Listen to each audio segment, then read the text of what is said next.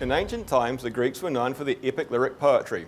However, in view of the ongoing Greek debt crisis, you'd have to say that they're probably now better known for epic financial soap operas.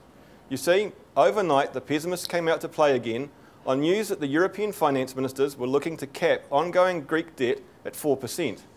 Bondholders, unsurprisingly, were very unhappy about this and have said that Athens has the best deal in front of them that they're going to get. So what impact did this have on world markets? Surprisingly little or no effect on the euro, which was actually up slightly against the euro and the Kiwi.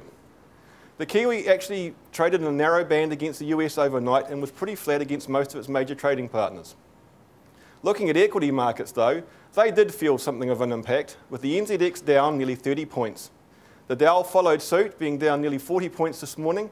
European markets were also down, with the ASX trading sideways. There is an old adage which says lies, damn lies in statistics, and that adage can be applied to the Consumer Price Index data which was released last week.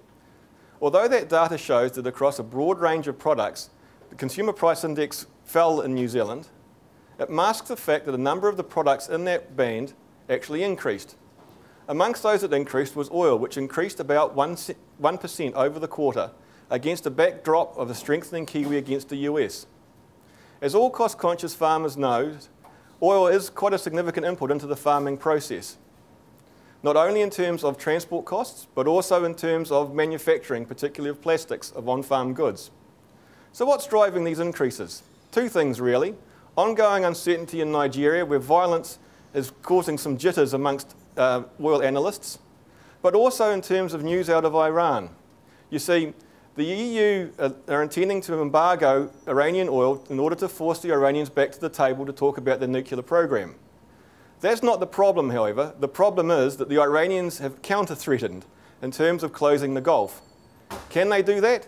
It seems highly unlikely, but it's still going to cause some degree of pessimism over the ensuing days.